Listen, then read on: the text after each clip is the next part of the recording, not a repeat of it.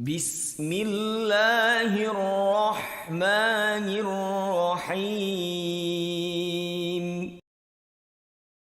Assalamualaikum warahmatullahi wabarakatuh. Alhamdulillah, selalu saja kita memuji Tuhan kita Allah atas segala nikmat yang telah diberikan kepada kita. Dan memang dengan kalimat mulia dan sederhana ini segala kebutuhan kita adalah dijanjikan olehnya akan dipenuhi. Dan juga kita panjatkan salam hormat kita penuh dengan penghargaan dan cinta kepada manusia terbaik, manusia yang telah dipilih oleh Sang Pencipta Allah untuk membawa kepada kita hukum halal haram, syariat Sang Pencipta, sehingga kita punya panduan hidup. Dan juga kita diperintahkan untuk mengikuti dan menciplak serta menjadikannya sebagai suri tauladan. Serta siapapun yang mengucapkan salam hormat kepada manusia terbaik ini, maka Sang Pencipta Allah langsung mengucapkan salam balik kepadanya 10 kali. Maka sangat wajar kalau kita selalu mengucapkan salawat dan taslim kepada Nabi besar Muhammad sallallahu alaihi wasallam. Seperti biasa saudara seiman, kita melanjutkan bahasan sirah nabawi kita. Dan terakhir sekali kita sudah membahas tentang perang Uhud. Dan prosesi yang paling terakhir, prosesi mutilasi yang terjadi dari paman Nabi Hamzah radhiyallahu anhu oleh Wahsy yang diperintahkan oleh Hindun. Kita akan lanjutkan teman-teman sekalian setelah Uhud atau fase Uhud. Dan kalau sebagian ulama mengatakan ini masih lanjutan perang Uhud. Ada yang memisahkannya. Dikenal dengan perang Hamrat Asad. Jadi pada saat itu teman-teman sekalian, kondisi muslimin sangat menyedihkan sebenarnya. Karena mereka diserang dari belakang dengan 200 pasukan Khalid bin Walid radhiyallahu anhu pada saat itu belum masuk Islam. Walaupun jumlah mereka banyak, 650 orang di kalangan sahabat, tetapi mereka terpencar. Ada yang memungut ghanimah karena mereka pikir mereka sudah menang. Dan ternyata di antara pasukan Khalid bin Walid ada yang sempat mengangkat bendera Quraisy dan akhirnya membuat 2000 sekian orang dari depan. Karena melihat bendera mereka kembali berdiri, maka mereka kembali menyerang sehingga kondisi muslimin di tengah-tengah. Dan ini membuat banyak sekali korban. Sementara Nabi SAW sendiri terdesak juga dengan sebagian pasukan Khalid bin Walid yang membuat akhirnya terpukul mundur ke dekat gunung Uhud. Ringkas cerita, terjadilah banyak sekali korban di antara muslimin sampai 70 orang. Dan mereka akhirnya bertahan di atas gunung Uhud. Orang-orang Quraisy pada saat itu menguasai lokasi peperangan karena muslimin tidak ada lagi. Yang di medan perang sudah mati, terbunuh 70 orang. Sisanya 600 orang sekian, itu semuanya ya, naik ke atas gunung bersama Nabi SAW dan semuanya terluka. Tidak ada yang selamat dari luka. Termasuk baginda Nabi SAW sendiri terluka pada saat itu. Pada saat itu teman-teman sekalian, orang-orang Quraisy menguasai lokasi peperangan dan mereka melakukan banyak hal yang buruk pada saat itu. Di antaranya adalah perkataan Abu Sufyan. Sebelum masuk Islam tentunya, karena nanti di pembahasan kota Mekah kita akan bahas bagaimana masuk Islamnya orang ini. Tapi yang jelas Abu Sufyan pada saat itu setelah berdialog dengan Umar bin Khattab, Umar di atas gunung dan Abu Sufyan di bawah, dia sempat mengatakan di perkataan terakhirnya, telah terjadi mutilasi dan perusakan organ tubuh dari pasukan kami, tapi tidak saya perintahkan. Dan juga tidak saya larang. Karena pada saat itu semua orang Quraisy bebas berbuat apa saja di jenazahnya muslimin. Dan jenazah muslimin rata-rata semuanya dirusak oleh mereka. Dan yang paling menyakitkan adalah Hamzah radhiyallahu anhu yang sudah kita ceritakan bagaimana Hindun pada saat mendengar Hamzah terbunuh, dia langsung memanggil Wahsy untuk memberikan hadiah yang telah dia janjikan. Kemudian merusak hidung Hamzah, daerah wajah merusaknya. Dicoret-coret, dirobek dengan beberapa pisau, kemudian juga dadahnya dibelah, kemudian dicabut jantungnya, sampai jengkelnya, saking jengkelnya Hindun dia berusaha untuk memakan, tapi tidak bisa, dia tidak mampu untuk itu. Karena memang dia menganggap Hamzah yang telah membunuh ayahnya, ya, karena dia namanya Hindun bin Utbah bin Syaibah bin Rabi'ah ini mati, terbunuh di tangan Hamzah. Pamannya juga Syaibah bin Rabi'ah juga mati terbunuh di tangan Hamzah, gitu kan. Kemudian ada saudaranya juga Walid ya, bin Utbah ini juga mati terbunuh di tangan Ali bin Abi Thalib. Jadi dia merasa jengkel sekali dengan Hamzah. Ringkas cerita pada saat sudah selesai semuanya, ya, pasukan muslimin melihat orang-orang kafir Quraisy sudah meninggalkan medan perang, sudah jauh, sudah tidak kelihatan lagi, mereka turun. Lalu mereka mulailah mengurus jenazah-jenazah tersebut. Dan sudah kita jelaskan bagaimana prosesi pengumpulan jenazah pada saat itu, bagaimana ada Sa'ad bin Rabi'ah radhiyallahu anhu dengan pesan-pesannya, ya, bagaimana Nabi SAW menangis terisak-isak pada saat melihat pamannya, sampai Umar bin Khattab radhiyallahu anhu mengatakan, kami belum pernah melihat baginda Nabi SAW menangis seperti pada saat itu. Sangat luar biasa gitu, karena kaget melihat pamannya diperlakukan. Setelah pemakaman 70 syuhada Uhud, pasukan muslimin diperintahkan oleh Nabi SAW untuk kembali ke Madinah. Dan sudah kita jelaskan, Uhud sebenarnya masuk wilayah haram. Masuk wilayah haram. Tapi di zaman Nabi SAW, Uhud itu berada di luar pintu gerbangnya Madinah. Makanya orang-orang Quraisy datang ke Uhud dulu itu untuk menembus benteng Madinah. Jadi kalau dari Uhud, kita menghadap ke arah Masjid Nabawi, itu dulu ada tembok pintu gerbang besar dulu di situ. Maka Nabi SAW menyuruh pasukan masuk kembali ke Madinah di rumah masing-masing dalam kondisi mereka terluka. Ada yang 70 luka, ada yang 60 luka, ada yang robek-robek badannya, sobek segala macam. Banyak masalah yang sedang dihadapi. Malam hari mereka istirahat. Bersolat berjamaah pun sedikit, tidak banyak orang yang hadir pada saat itu karena tidak mampu ke masjid. Ya, mereka sudah sangat luar biasa lukanya gitu. Subuh hadirlah sebagian besar sahabat sholat subuh berjamaah di masjid, diantaranya kepala-kepala suku. Kemudian tiba-tiba Nabi SAW mengeluarkan sebuah instruksi. Dan instruksi ini wahyu. Habis sholat subuh Jibril datang membawanya. Isinya adalah Nabi SAW mengatakan semua yang hadir di menang Uhud kemarin Sabtu terjadi. 15 Syawal hari Sabtu tahun 3 Hijriah terjadi Uhud.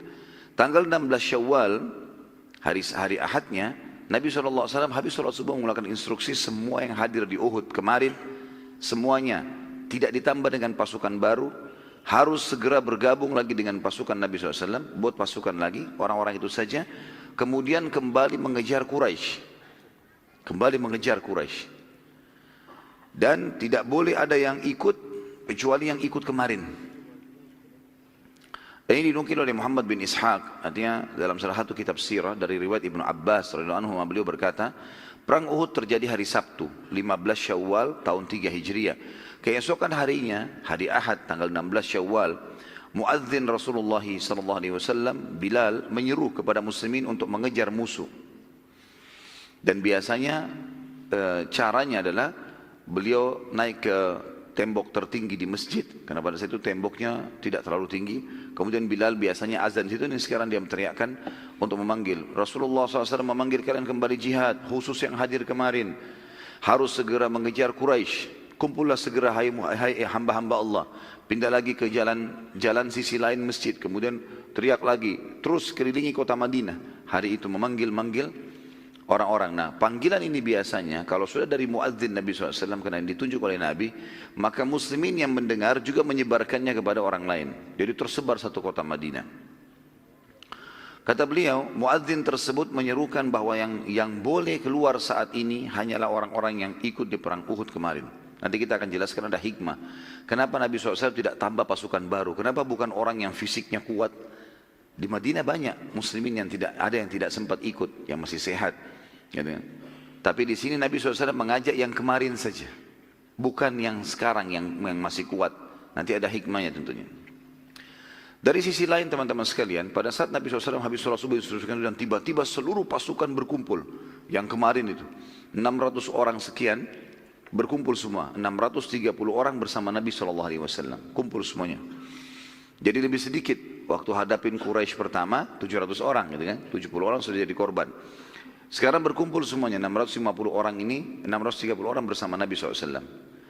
Lalu orang-orang yang lain ada yang datang mau bergabung. Ya Rasulullah, kami juga mau ikut. Kata Nabi SAW tidak bisa. Yang kemarin hadir dan itu ketahuan orang-orangnya siapa saja, apalagi mereka terluka. Lalu kumpullah mereka semua. Subhanallah, di satu sisi ada hikmah syar'i. Orang-orang Quraisy pada saat mereka sudah menjauhi Madinah kurang lebih perjalanan sehari, karena mereka dari kemarin siang tinggalkan medan perang, mereka sudah jalan sampai pagi besoknya. Jadi sudah perjalanan sehari, menuju ke Mekah 3 hari pada saat itu. Berarti kurang lebih sudah 30% perjalanan. Ya. Kalau kita sekarang mungkin 100 kilo sekian. Ya. Mereka sudah jalan. Pada saat mereka sudah tiba di lokasi yang mereka tiba sekarang, sekitar 30% dari jarak perjalanan ke Mekah, tiba-tiba mereka diskusi di waktu duha. Mereka diskusi, apa yang sudah kita lakukan nih? Kita belum menang sama sekali, kata orang-orang Quraisy. Tadinya kita datang untuk menyerang Madinah dan menaklukkan Madinah. Kita bertemu dengan mereka di Uhud, lalu kemudian kita menganggap diri kita sudah menang, lalu kita pulang. Belum melakukan apa-apa. Kita harus kembali sekarang. Kembali serang Madinah, taklukin. Seperti itulah. Ternyata pada saat mereka diskusi, pasukan muslimin tadi kan subuh sudah berkumpul. Dan Rasulullah SAW tidak tunda, suruh jalan pada saat itu juga, pagi. Orang-orang Quraisy kirim mata-mata. Mata-mata Quraisy kaget melihat pasukan muslimin sudah jalan dari waktu subuh sampai duha, kurang lebih sudah menjalani perjalanan 5-7% dari perjalanan yang mesti ditempuh. Maka jalanlah orang mata-mata Quraisy melihat, loh ada pasukan muslimin. Dan mereka tahu pasukan itu ada yang sedang terluka ya, ada yang dadanya ditambal sesuatu, ditempel di daun-daunan, ada yang lagi terbaring di atas kudanya ya karena tidak mampu lagi untuk menegakkan punggungnya.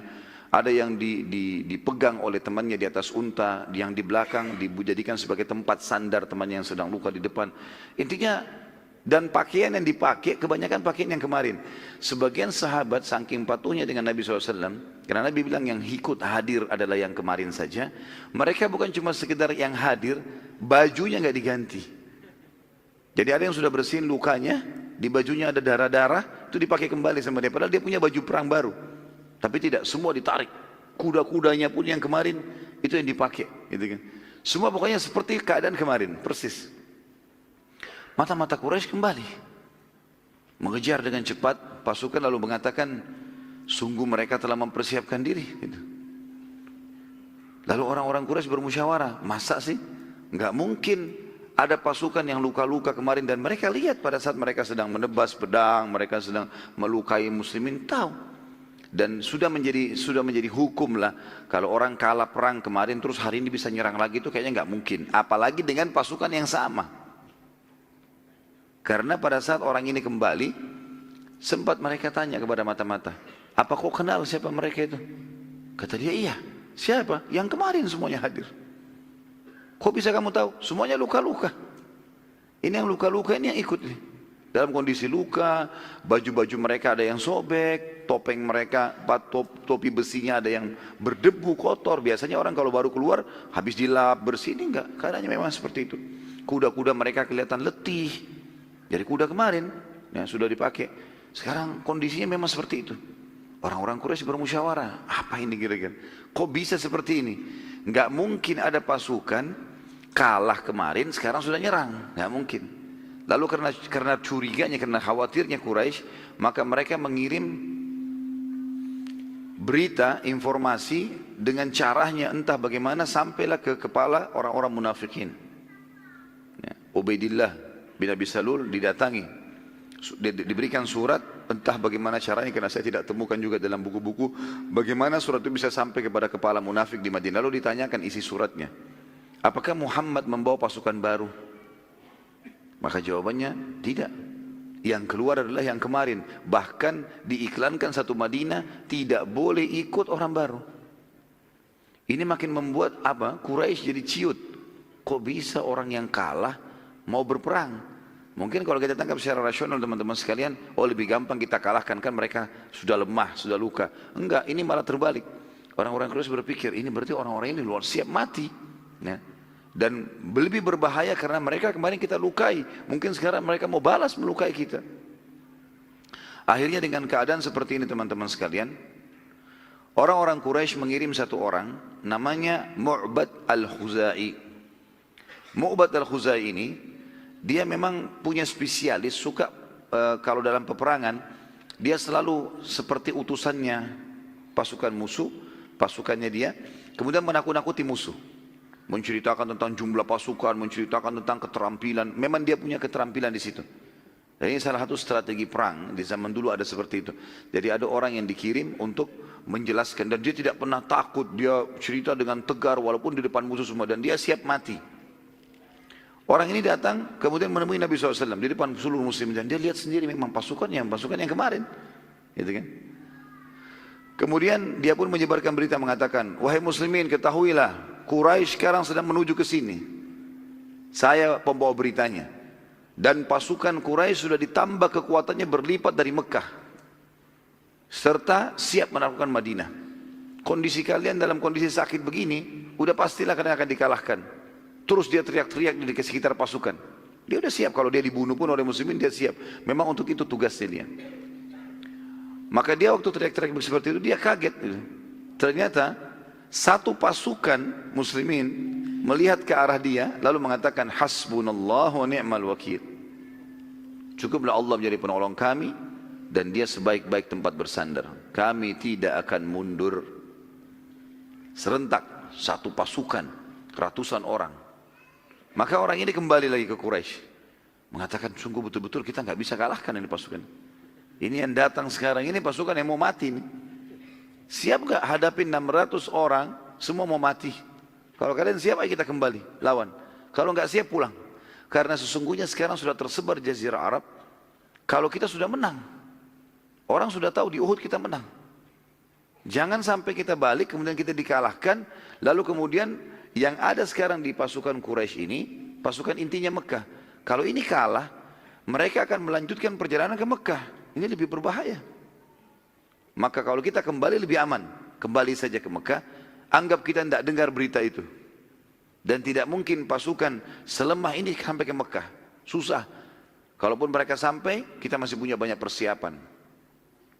Ringkas cerita, pada saat mereka lagi disuguhi seperti itu, Nabi SAW tiba di sebuah lokasi namanya Hamrat Asad. Ini nama lokasi. Ya. Dan Hamr diambil dari kata-kata muthannah dari ahmar, ya, yang berarti merah sebenarnya. Asad, singa. Jadi sama dengan istilah singa merah. Waktu itu khilaf di antara sejarah tentang masalah, dikatakan padang pasirnya kemungkinan berwarna kemerah-merahan. Jadi padang pasir memang ada dua warna. Ada yang warna kekuning-kuningan, ada yang warna kemerah-merahan. Biasanya pasirnya berbeda. Ini di daerah padang pasir orang tahu semua ini. Entah kenapa dengan hikmah Allah ada merah, ada warna kuning. Dan saya pernah lihat sendiri di Jordan, pada saat kami lagi mampir ke salah satu padang pasir, memang ada sampai seperti terbentuk padang pasir itu. Di sininya merah, di sininya warna kuning gitu. Kelihatan sekali. Dan pasirnya sama sebenarnya, gitu. Cuma berbeda warna. Maka dinamakanlah nama ini. Ada yang mengatakan juga ini adalah nama lokasi dan ada yang mengatakan ini nama gunung. Intinya Nabi SAW menunggu di situ dan itu memang lokasi yang terbuka sekali, memang untuk peperangan. Nabi SAW menyuruh pasukan untuk istirahat di situ, tancapkan kemah, tancapkan bendera perang di depan. Artinya menunggu Quraisy, menantangnya. Dan disebarkan berita ya, kepada orang-orang Quraisy pada saat itu, orang-orang Islam datang. Ada di antara mereka yang datang kemudian mengejar pasukan muslim, pasukan Quraisy, lalu melemparkan kertas atau surat kepada mereka. Maksudnya melemparkan, biasanya dari kulit zaman dulu dilemparkan ke arah mereka. Isinya, kami menunggu kalian di Hamrat Asad. Ditantang oleh muslimin. Orang-orang Quraisy itu melihat ini teman-teman sekalian tidak berani. Mereka jadi ragu akhirnya. Dengan pasukan 2000 lebih ini. Pasukan Quraisy kan tadinya 3000. Yang korban jadi mereka tidak banyak pada saat itu. Ya. Jadi masih ada 2.900 sekian jumlahnya. Akhirnya sepakat pimpinannya tidak bisa, kita nggak bisa kembali. Kalau kita kembali berbahaya kondisinya. Pertimbangannya tadi kalau kita kalah Mekah terbuka dan pasukan ini dalam kondisi semangat sekali mau berperang dan juga mereka pasti ada yang niat mau balas dendam karena disakiti kemarin. Akhirnya Quraisy pun kembali ke Mekah dan Nabi SAW tinggal 3 hari di Hamrat Asad. Betul-betul memang mau perang. Ini bukan cuma sekedar menakut-nakuti. Karena kalau orang Quraisy kembali perang. Ada sebagian orang salah faham dengan kejadian ini. Mereka mengatakan bahwasanya ini hanya sekedar strategi perangnya Nabi SAW saja. Ya, karena Nabi tahu orang-orang Quraisy tidak akan kembali. Ini keliru ini. Nabi SAW memang keluar sesuai dengan perintah Allah. Kalau Quraisy kembali diperangi. Mereka siap berperang. Gitu kan. Akhirnya tersebar berita kembali ke Jazirah Arab. Ya, dengan hikmah Allah terjadi penyebar berita kalau muslimin kembali mengejar Quraisy dengan pasukannya yang telah terkalahkan kemarin. Dan Quraisy tidak berani menemui. Berita ini teman-teman hikmah syar'inya luar biasa. Kenapa? Yang paling pertama teman-teman, fungsinya adalah untuk para sahabat sendiri. Hikmah yang paling penting kenapa Nabi SAW, Allah dan Rasulnya memerintahkan agar yang keluar pasukan yang kemarin. Apa sebabnya? Karena ternyata 600 orang ini memang adalah pasukan inti Nabi SAW. Ini sahabat-sahabat yang kalau Nabi bilang jihad selalu hadir. Enggak pernah punya uzur. Dan ini sekarang sedang terluka. Ini pada saat terluka dan mereka lihat pembantaian pada saat itu di Uhud. Ini kalau tidak diperbaikin secara kejiwaan, ini bahaya. Mereka sudah tidak mau perang lagi nanti, trauma. Makanya mumpung masih panas dikeluarkan pada saat itu. Dan dengan mereka nunggu 3 hari di Hamrat Asad, mereka tahu pasukan Quraisy besar, keberanian mereka dipaksakan untuk keluar. Dan ternyata yang luar biasa, mereka jadi semangat kembali berperang karena ternyata Quraisy takut. Mereka kebetulan saja menang kemarin. Jadi secara kejiwaan ini luar biasa. Sehingga pasukan inti Nabi SAW tidak pernah semenjak kejadian Hamrat Asad, tidak pernah kendor sampai pembebasan atau perang Hunain. Sampai pembebasan kota Mekah sampai Hunain, pasukan-pasukan inti ya ini. Kecuali di antara mereka ada yang mati syahid. Dan ini hikmah yang luar biasa. Juga isu yang tersebar di Jazirah Arab tentang Quraisy telah mengalahkan muslimin telah lemah gitu kan. Ini terhapus juga dengan sendirinya. Karena ternyata Nabi SAW menunggu sampai 3 hari. Dan selama 3 hari itu tersebar terus berita kalau muslimin menunggu. Setiap suku Arab lewat, lihat. Muslimin ada, pasang bendera, nunggu. Ditanya, kenapa kalian di sini? Nunggu Quraisy datang. Begitu terus tersebar berita. Gitu kan. Maka dan kebetulan juga Hamrat Asad ini juga satu poin. Tempat yang sering dipakai lalang oleh kafilah-kafilah Quraisy. Kafilah orang-orang Arab lewat di Hamrat Asad untuk menuju ke Mekah. Makanya dia tidak terlalu jauh dari Madinah. Ringkas cerita teman-teman sekalian, Allah Subhanahu wa taala menurunkan ayat setelah 3 hari itu, surah Al-Imran, surah nomor 3 ayat 172. Dan hari ini kita akan banyak sekali mentadabburi ayat-ayat Al-Quran karena momen perang Uhud ini adalah momen pelajaran bagi umat Islam sampai hari kiamat. Bukan cuma kejadian pada saat itu. A'udzu billahi minasyaitonir rajim. Alladzina istajabu lillahi war rasul min ba'di ma asabahumul qarh lilladzina ahsanu minhum wattaqau ajrun azim. Orang-orang yang mentaati perintah Allah dan Rasulnya sesudah mereka mendapatkan luka dalam peperangan Uhud. Ayat Al-Quran merincikan itu. Menyebutkan fadilah 630 orang ini. Ya. Orang-orang yang mentaati Allah dan Rasulnya setelah mereka mendapatkan luka di perang Uhud. Dalam kondisi luka pun mereka masih patuh. Makanya tadi saya bilang ini pasukan inti Nabi Sallallahu Alaihi Wasallam. Jadi kalau ini kalah, ini masalah ini.